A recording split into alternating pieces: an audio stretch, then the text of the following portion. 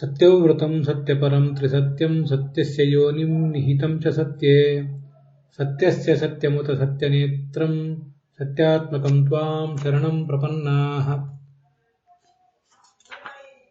मत्स्याश्वकच्छपवराह नृसिंह हंस राजन्यविप्रविबुधेषु कृतावतारः त्वम्पासिनस्त्रिभुवनं च तथा धुनेश भावं भारं भुवो हरयदूत्तमवन्दनं ते श्रीर्यत्ररूपिण्युरुगाय पादयोः करोति मानं बहुधा विभूतिभिः रेङ्कष्टिताया कुसुमाकरानुगैः विगीयमाना प्रियकर्म गायति देहेन्द्रियप्राणमनोभिमानो जीवोऽन्तरात्मा गुणकर्ममूर्तिः सूत्रं महानित्युरुदेहगीतः संसार आधावति कालतन्त्रः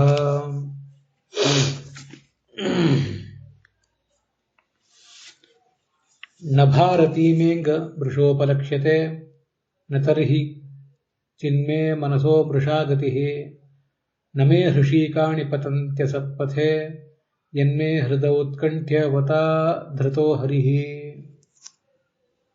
श्रीगुरुभ्यो नमः। सर्वेभ्यः श्रोतृभ्यः सकुटुम्बेभ्यः सपरिवारेभ्यः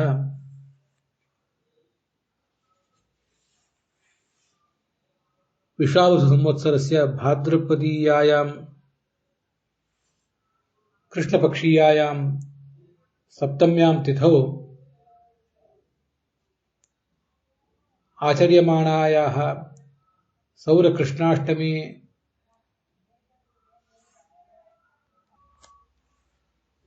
तिथौ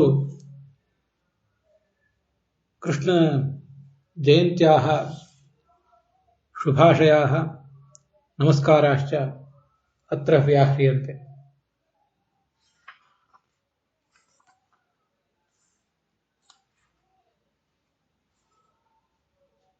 अस्मिन्नेव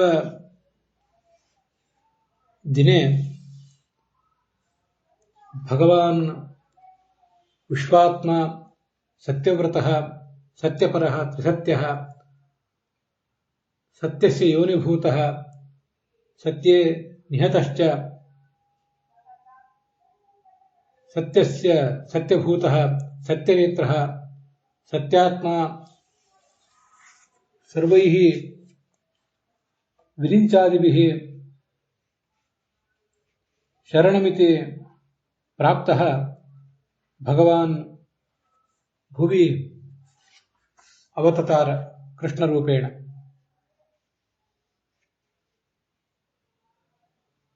इतः पूर्वमपि मत्स्य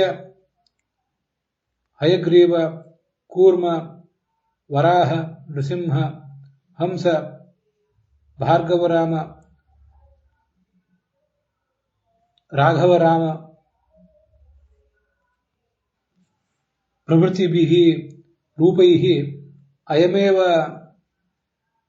अवतीर्य त्रिभुवनम् अपात्।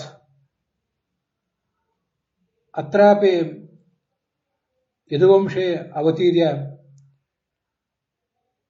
भुवः भारं हर्तुम् इयेष अयमेव भगवान्। तमेनं परमात्मानं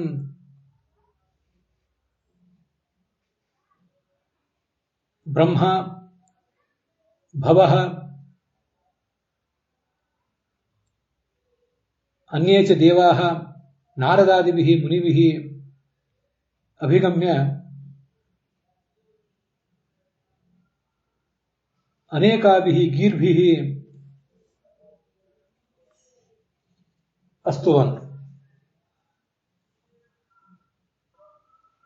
अतः अयमेव श्लोकः मंगलाचरण प्रसंगे अभ्यधायि।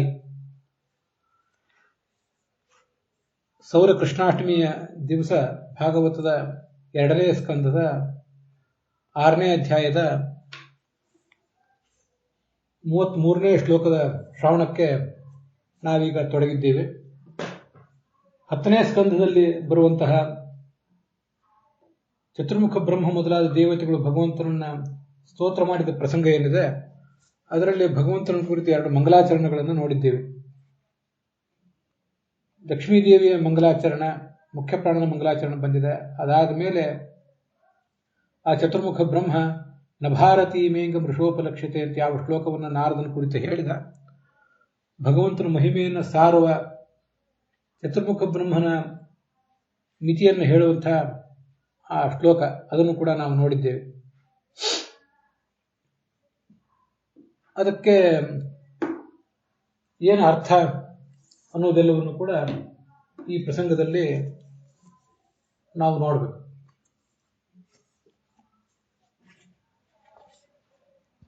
ಪರಮಾತ್ಮನ ಮಹಿಮೆಯನ್ನು ಕುರಿತು ನೀನು ನಾರದ ನನ್ನನ್ನು ಪ್ರಶ್ನಿಸಿದ್ದೆ. ಅನೇಕ ವಿಷಯಗಳನ್ನು ನಾನು ನಿನಗೆ ವರ್ಣಿಸಿದ್ದೆ. ನಾನು ಎಷ್ಟೇ ದೊಡ್ಡವನಾದರೂ ಕೂಡ ಆತನನ್ನು ಪೂರ್ಣವಾಗಿ ತಿಳಿದವನಲ್ಲ. ನನ್ನ ಮಾತು ಎಂದು ಸುಳ್ಳನ್ನು ಆಡಿದ್ದಲ್ಲ, ನನ್ನ ಮನಸ್ಸು ಎಂದು ಸುಳ್ಳಾದ್ದನ್ನ ವ್ಯರ್ಥವಾದ್ದನ್ನ ಚಿಂತಿಸಿಲ್ಲ. ಮನಸ್ಸು ಚಿಂತಿಸಿಲ್ಲ, ಆದ್ದರಿಂದ ಮನಸ್ಸು ಎಂದು ವ್ಯರ್ಥವಾದ್ದನ್ನ, ಮಾತು ಎಂದು ವ್ಯರ್ಥವಾದ್ದನ್ನ ಆಡಿದ್ದೂ ಇಲ್ಲ. ಮತ್ತೆ ನನ್ನ 5 ಜ್ಞಾನೇಂದ್ರಿಯ ಕರ್ಮೇಂದ್ರಿಯಗಳು ಯಾವತ್ತೂ ಕೆಟ್ಟ ಹಾದಿಗೆ ಬಿದ್ದದ್ದೂ ಇಲ್ಲ. ಇದಕ್ಕೆಲ್ಲ ಏನು ಕಾರಣ?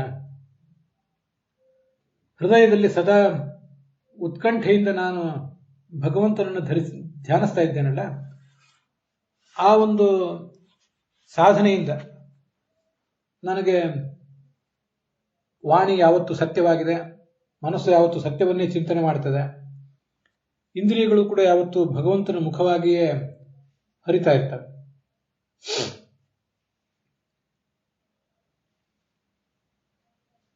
ಇದು ನಾವಲ್ಲಿ ಈಗ ನೋಡ್ತಾ ಇರುವಂತಹ ಶ್ಲೋಕ. ಇಲ್ಲಿ ವೀರರಾಘವರು ಮತ್ತೆ ಶ್ರೀಧರರು ಅವ್ರು ಮಾಡಿರುವಂತಹ ವ್ಯಾಖ್ಯಾನಗಳನ್ನ ಬಹಳ ನೋಡುವಂತಹ ಪ್ರಸಂಗವೇನಿಲ್ಲ.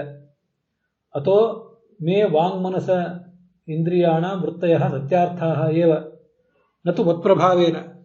ಭಗವಂತನ ಅನುಗ್ರಹದಿಂದ ನನ್ನ ವ್ಯಕ್ತಿತ್ವವೆಲ್ಲವೂ ಕೂಡ, ನನ್ನ ದೇಹ, ನನ್ನ ಮನಸ್ಸು, ನನ್ನ ಆತ್ಮವೆಲ್ಲವೂ ಕೂಡ ಭಗವನ್ಮುಖವಾಗಿದೆ. ಇದರಲ್ಲಿ ನನ್ನ ಹೆಗ್ಗಳಿಕೆಯೇನೂ ಇಲ್ಲ ಅಂತ ತೋರಿಸ್ತಿದ್ದಾನೆ. ಮತ್ತೆ ಭಗವಂತನ ಮಹಿಮೆಯನ್ನು ಹೀಗೆ ವರ್ಣಿಸಿ ಮುಂದೆ ಚತುರ್ಮುಖ ಬ್ರಹ್ಮ ಹೇಳ್ತಾನೆ, ನಾನು ಆ ಭಗವಂತನ ಸ್ತೋತ್ರ ಮಾಡ್ತಿರುವುದರಿಂದ ನಾನು ಎಂದೂ ಸುಳ್ಳಾಡುವ ಪ್ರಸಂಗವೇ ಇಲ್ಲ. ಇಲ್ಲಿಯವರೆಗೆ ನಾನು ಏನು ಭಗವಂತನ ಮಹಿಮೆಯನ್ನು ಹೇಳಿದ್ದೇನೆ ಅದೆಲ್ಲವೂ ಕೂಡ ಸತ್ಯವಾದ ಮಹಿಮೆಯೇ. ಇದಕ್ಕೆ ವಿಜಯಧ್ವಜರ ವ್ಯಾಖ್ಯಾನ ಮತ್ತು ಯಾದವಾರ್ಯರ ವ್ಯಾಖ್ಯಾನ ಅವುಗಳನ್ನು ನಾವೀಗ ನೋಡಬೇಕು.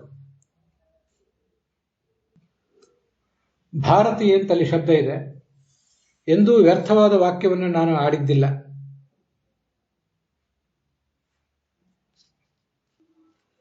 ಚತುರ್ಮುಖ ಬ್ರಹ್ಮ ನಾರದನಿಗೆ ಹೇಳಿದಂತಹ ಈ ಮಾತೇನಿದೆ, ಇದು ನಾವು ಕೂಡ ನಿತ್ಯ ಅನುಸಂಧಾನ ಮಾಡಬೇಕಾದಂತಹ ಒಂದು ಮಾತು. ಯಾಕೆಂದ್ರೆ ನಾವು ಮಾಡುವಂತಹ ಲೌಕಿಕ ವ್ಯವಹಾರಗಳಲ್ಲಿ ಅಂತೂ ಅನೇಕ ವ್ಯರ್ಥವಾದ ಮಾತುಗಳನ್ನ, ಸುಳ್ಳು ಮಾತುಗಳನ್ನೇ ನಾವು ಆಡಬೇಕಾದ ಪ್ರಸಂಗ ಬರ್ತಿರ್ತದೆ. ಈ ಸಾಂಸಾರಿಕ ಜೀವನವನ್ನು ಕೂಟಧರ್ಮ ಅಂತ ವರ್ಣನೆ ಮಾಡ್ತಾರೆ. ಗೃಹೇಶು ಕೂಟಧರ್ಮೇಶು ಅಂತ. ಇಲ್ಲಿ ಕಪಟವೇ ಹೆಚ್ಚು, ದಿಟಕ್ಕಿಂತ ಇಲ್ಲಿ ಸಟೆಯೇ ಹೆಚ್ಚು.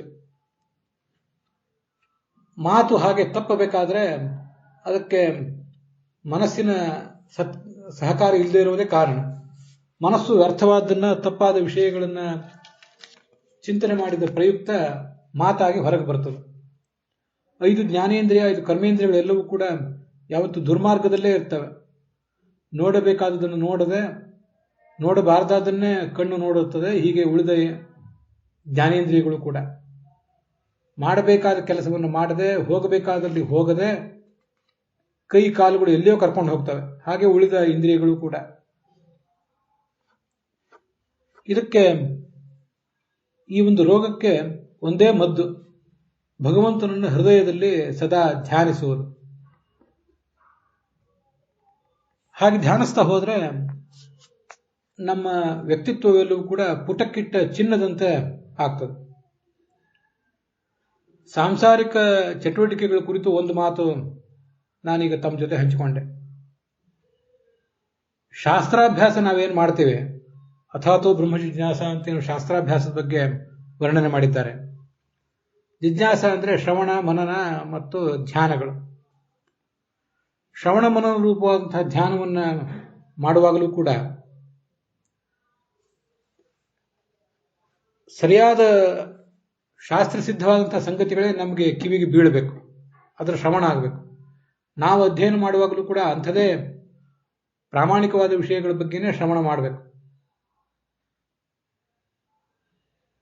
ಪ್ರಮಾಣ ಸಿದ್ಧವಾದ ವಿಷಯಗಳನ್ನೇ ನಾವು ಶ್ರವಣ ಮಾಡಿದ್ದಾದರೆ, ಅಧ್ಯಯನ ಮಾಡಿದ್ದಾದರೆ ಅದನ್ನೇ ಮನನ ಮಾಡಿಕೊಂಡು ಮನವರಿಕೆ ಮಾಡಿಕೊಳ್ಳಿಕ್ಕೆ ಸಾಧ್ಯ ಆಗ್ತದೆ. ಮತ್ತೆ ಹಾಗೆ ಮನವರಿಕೆ ಮಾಡಿಕೊಂಡ ಸಂಗತಿಗಳನ್ನೇ ಮನಸ್ಸಿನ ಪರದೆಯ ಮೇಲೆ ಮೂಡಿಸಿಕೊಂಡು ಧ್ಯಾನ ಮಾಡಲಿಕ್ಕೆ ಸಾಧ್ಯ ಆಗ್ತದೆ.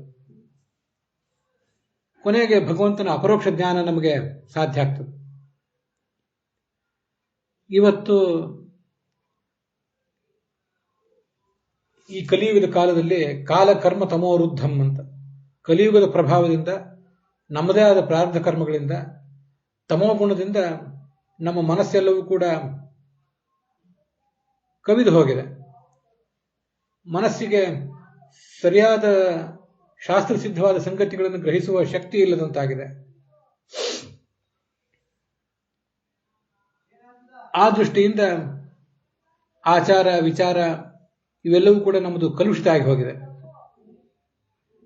ನಮ್ಮ ಸ್ವಂತ ಮನಸ್ಸೇ ಹೀಗೆ ತಮೋಗುಣದಿಂದ ಮಲಿನ ಆಗಿ ಹೋಗಿರುವಾಗ, ನಮ್ಮ ಆಚಾರ ವಿಚಾರಗಳೇ ಕಲುಷಿತ ಆಗಿರುವಾಗ, ನಾವು ಇನ್ನೊಬ್ಬರಿಗೆ ಪಾಠದ ರೂಪದಲ್ಲಿ, ಪ್ರವಚನ ರೂಪದಲ್ಲಿ ಏನು ಹೇಳಲಿಕ್ಕೆ ತೊಡಗುತ್ತೇವೆ, ಅದೆಷ್ಟು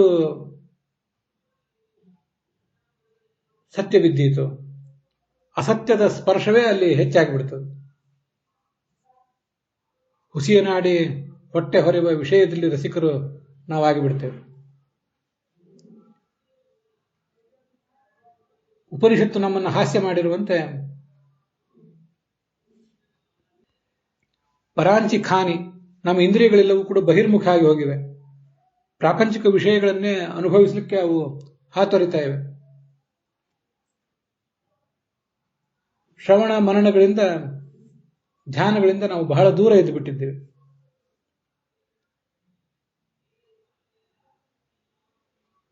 ಜ್ಞಾನಗಮ್ಯ ಅಂತಲೂ ವೇದ್ಯ ಅಂತಲೂ ವಿಷ್ಣು ಸಹಸ್ರನಾಮದಲ್ಲಿ ಸ್ತುತನಾದಂತಹ ಆ ಭಗವಂತ ನಮಗೆ ಈ ವಿಷಯದಲ್ಲಿ ಅನುಗ್ರಹ ಮಾಡಬೇಕು.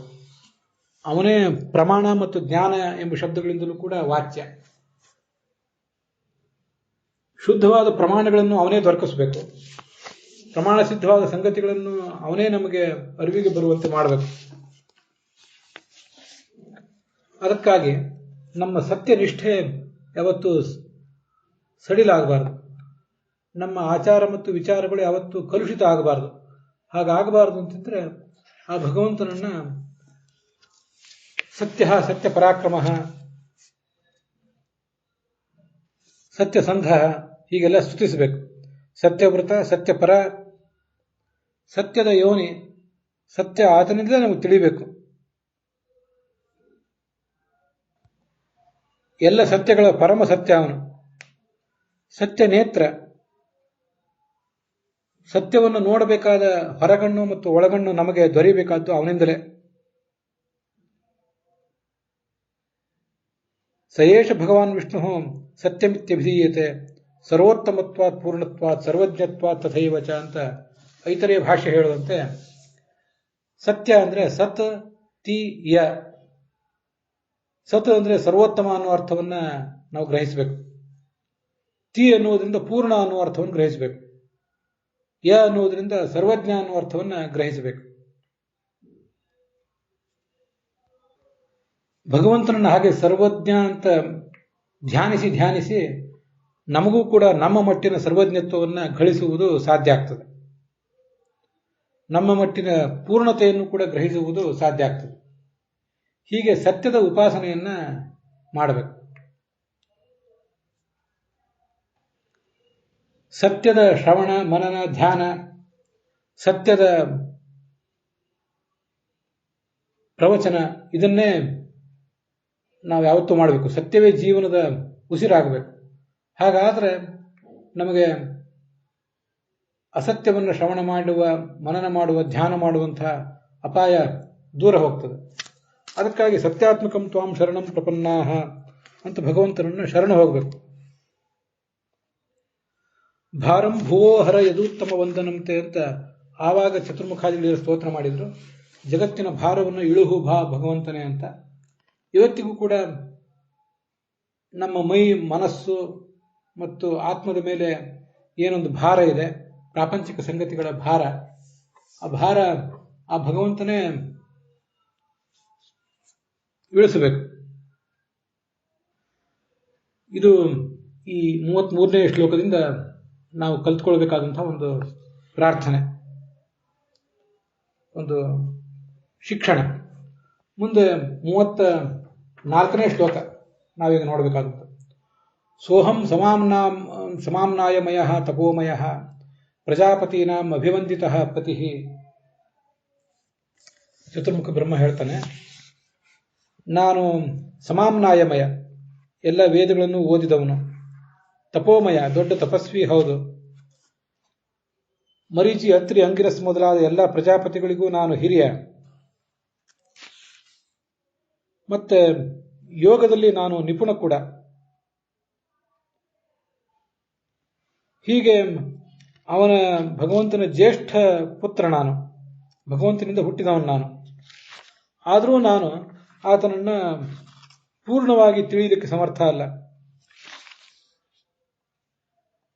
ನಾನೂ ಪೂರ್ಣವಾಗಿ ತಿಳಿಯುವುದು ಸಾಧ್ಯ ಇಲ್ಲ. ಚತುರ್ಮುಖ ಬ್ರಹ್ಮನಾದ ನಾನಲ್ಲದೆ ಆ ಮುಖ್ಯ ಪ್ರಾಣನೂ ಕೂಡ ಆತನನ್ನು ಪೂರ್ಣವಾಗಿ ತಿಳಿಯುವುದು ಸಾಧ್ಯವಿಲ್ಲ ಅಂತದರ ತಾತ್ಪರ್ಯ. ಇದಕ್ಕೆ ಈ ಶ್ಲೋಕದ ಅರ್ಥ ಏನು? ಸಮಾಮ್ನಾಯಮಯ ಅಂದರೆ ವೇದ ಪ್ರತಿಪಾದ್ಯರಾದ ದೇವತೆಗಳಲ್ಲಿ ಪ್ರಧಾನ ಅಂತ ಹೇಳ್ತಾರೆ ವಿಜಯಧ್ವಜರು.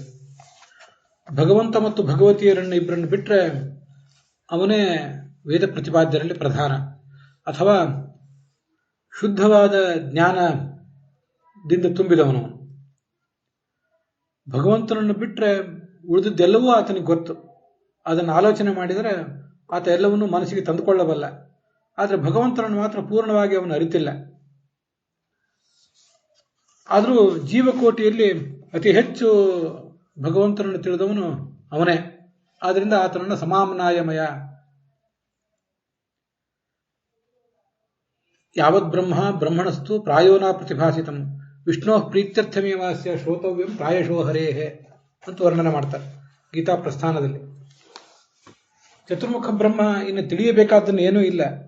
ಆದರೂ ಭಗವಂತನ ಪ್ರೀತಿಗಾಗಿ ಮತ್ತೆ ಮತ್ತೆ ಶ್ರವಣ ಮಾಡ್ತಾನೆ ಇರ್ತಾನಂತ. ಅವನು ಮಾಡ್ತಿರ್ತಾನೆ, ಉಳಿದೆಲ್ಲ ದೇವತೆಗಳು ಮಾಡ್ತಿರ್ತಾರೆ. ಅಧ್ಯಾಪಿತೇನ ದೇವಾದ್ಯಾಹ ಶೃಣ್ವತೆ ಮನ್ವತೆ ಸದಾ ಧ್ಯಾಯಂತಿ ಚ ಇತಾ ಯೋಗಂ ಅಂತ ಅನುವ್ಯಾಖ್ಯಾನ ಹೇಳುವಂತೆ ಇವತ್ತಿಗೂ ಶ್ರವಣ ಮಾಡ್ತಿರ್ತಾರೆ, ಮನ್ವತೆ ಮರಣ ಮಾಡ್ತಿರ್ತಾರೆ, ಧ್ಯಾಯಂತೆ ಯಥಾಯೋಗ್ಯವಾಗಿ ಧ್ಯಾನ ಮಾಡ್ತಿರ್ತಾರೆ.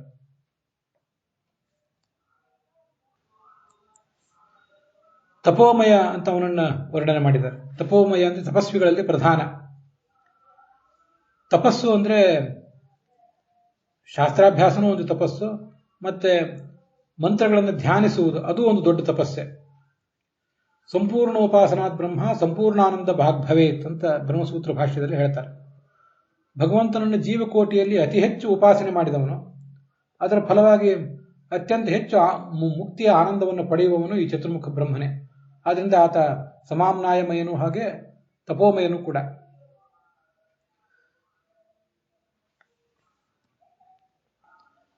ಸಮಾಮ್ನಾಯಮಯ ಅಂತ ಇಲ್ಲೇನು ಶಬ್ದ ಇದೆಯಲ್ಲ, ಅದಕ್ಕೆ ಯಾದವಾರ್ಯರು ಬರೆಯುವಂತ ಅರ್ಥ ಪ್ರಚುರ ವೇದ, ಪೂರ್ಣವಾದ ವೇದಗಳ ಜ್ಞಾನವನ್ನು ಪಡೆದವನು, ಅನಂತ ವೇದ ಜ್ಞಾನವಾನ್ ಅಂತ ಅದರ ಅರ್ಥ. ಅನಂತ ವೇದಗಳನ್ನ, ಭಾಗವತವನ್ನ, ಭಾರತವನ್ನು ಎಲ್ಲವನ್ನೂ ಬಲ್ಲವನು. ಆದರೂ ಕೂಡ ಆ ಚತುರ್ಮುಖ ಬ್ರಹ್ಮನಿಗೆ ಈ ಯಾವ ಶಾಸ್ತ್ರದ್ದು ಕೂಡ ಶಾಸ್ತ್ರದಿಂದ ಪ್ರತಿಪಾದಿತವಾದ ಭಗವಂತನ ಪೂರ್ಣವಾದಂತಹ ಅರಿವಿಲ್ಲ. ಉಳಿದೆಲ್ಲ ದೇವತೆಗಳಿಗಿಂತ ಹೆಚ್ಚಿನ ಜ್ಞಾನ ಇರಬಹುದು, ಆದರೆ ಪೂರ್ಣವಾದ ಅರಿವು ಆತನಿಗೂ ಕೂಡ ಇಲ್ಲ. ಅದಕ್ಕಾಗಿ ಬ್ರಹ್ಮಾಪಿತನ್ನ ಜಾನಾತಿ ಮಹಾಭಾರತ ಅನ್ನುವ ಗ್ರಂಥದಲ್ಲಿ, ಹಾಗೆ ಭಾಗವತ, ಭಾರತ ಇತ್ಯಾದಿಗಳಲ್ಲಿ ಎಲ್ಲವನ್ನೂ ಕೂಡ ನಾವು ತಿಳ್ಕೋಬೇಕು. ವೇದಾದಿಗಳಲ್ಲಿ ಏನು ಭಗವಂತನ ಮಹಿಮೆ ಪ್ರತಿಪಾದಿತ ಆಗಿದೆ ಅದನ್ನು ಪೂರ್ಣವಾಗಿ ಚತುರ್ಮುಖ ಬ್ರಹ್ಮನೂ ಅರಿತಿಲ್ಲ. ಉಳಿದವರು ಈ ಜಗತ್ತೇನಿದೆ ಅದನ್ನೆಲ್ಲವನ್ನೂ ಅವನು ಅರಿತಿದ್ದಾನೆ.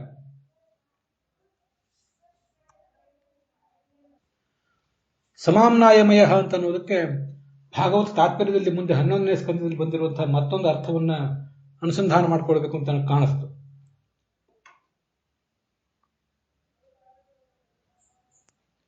ಏವಂ ವೇದಾಭಿಮಾನಿಭ್ಯ ದೇವೀಭ್ಯ ಸರ್ವ ಏವತು ತದರ್ಥರೂಪಾ ಪದಯ ತಸ್ಯಾಸ್ತಸ್ಯಾಸ್ತೋ ವರಾಹ ಅಂತ ಒಂದು ಮಾತು. ಎಲ್ಲ ದೇವತೆಗಳು ಕೂಡ ಚತುರ್ಮುಖ ಬ್ರಹ್ಮ, ಮುಖ್ಯ ಪ್ರಾಣ, ಗರುಡ, ಶೇಷ, ರುದ್ರರು, ಇಂದ್ರ, ಈ ಎಲ್ಲ ದೇವತೆಗಳು ಕೂಡ ಅದರ ಅರ್ಥರೂಪರು, ವೇದಾರ್ಥ ರೂಪರಾದವರು.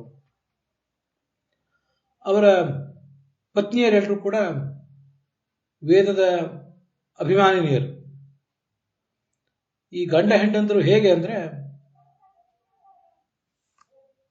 ವೇದದ ಅರ್ಥದ ಅಭಿಮಾನಿಗಳು ಗಂಡಂದರು, ವೇದ ವಾಕ್ಯದ ಅಭಿಮಾನಿನಿ ದೇವತಾ ಸ್ತ್ರೀಯರು ಅವರವರ ಪತ್ನಿಯರು. ಹೀಗೆ ಸಮಾಮ್ನಾಯಮಯ ಅಂದ್ರೆ ನಾನು ವೇದಾರ್ಥದ ಅಭಿಮಾನಿ ಅಂತ ಚತುರ್ಮುಖ ಬ್ರಹ್ಮ ಹೇಳ್ಕೊಂಡಿದ್ದಾನೆ ಅಂತ ಅರ್ಥ ನಾವು ಮಾಡ್ಕೋಬಹುದು. ವಿಷ್ಣೋರ್ ವಿಷಯ ಧರ್ಮೇಶು ಜ್ಞಾನಾದಿಷು ಚತುರ್ಮುಖ ಶ್ರದ್ಧಾಂ ದದಾತಿ ಭೂತಾನಾಂ ಅಂತ ಐತರೆಯ ಭಾಷ್ಯ. ಭಗವಂತನ ಕುರಿತಾಗಿ ನಾವೇನೇನು ಶ್ರವಣಾದಿಗಳನ್ನು ಮಾಡಬೇಕಾಗಿದೆ, ಜ್ಞಾನ, ಭಕ್ತಿ, ವಿಷ್ಣುವಿನ ಕುರಿತಾದ ಜ್ಞಾನ, ಅವನ ಕುರಿತಾದ ಭಕ್ತಿ, ಅವನ ಕುರಿತಾದ ವೈರಾಗ್ಯ. ಅಂದ್ರೆ ವಿಷ್ಣುವಿನಲ್ಲಿ ವೈರಾಗ್ಯ ಜಗತ್ತಿನ ಬಗ್ಗೆ ಆಸಕ್ತಿ ಅಂತ ಅರ್ಥ ಅಲ್ಲ. ಜಗತ್ತಿನ ಬಗ್ಗೆ ಅನಾಸಕ್ತಿ ತಾಳಿ ವಿಷ್ಣುವಿನಲ್ಲೇ ಆಸಕ್ತಿ, ಅದನ್ನ ವಿಷ್ಣುವಿನಲ್ಲಿ ವೈರಾಗ್ಯ ಅಂತ ಹೇಳೋದು. ಅದನ್ನೆಲ್ಲ ಜಗತ್ತಿಗೆ ನಮ್ಮಂತ ಸಾಧಕರಿಗೆ ಕೊಡುವವನು ಅವನು.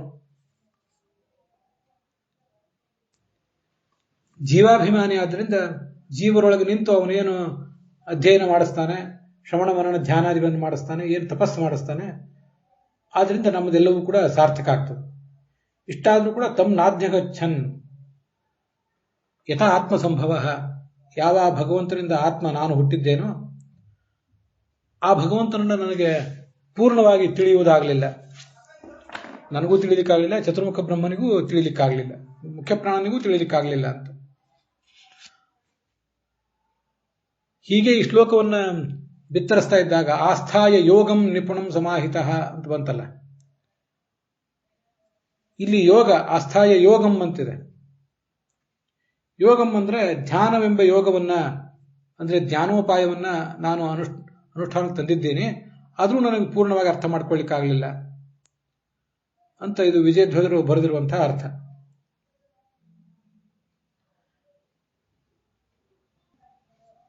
ಅದೇ ಅರ್ಥವನ್ನೇ ಯಾದವಾರ್ಯರು ಕೂಡ ಬರೆದಿದ್ದಾರೆ.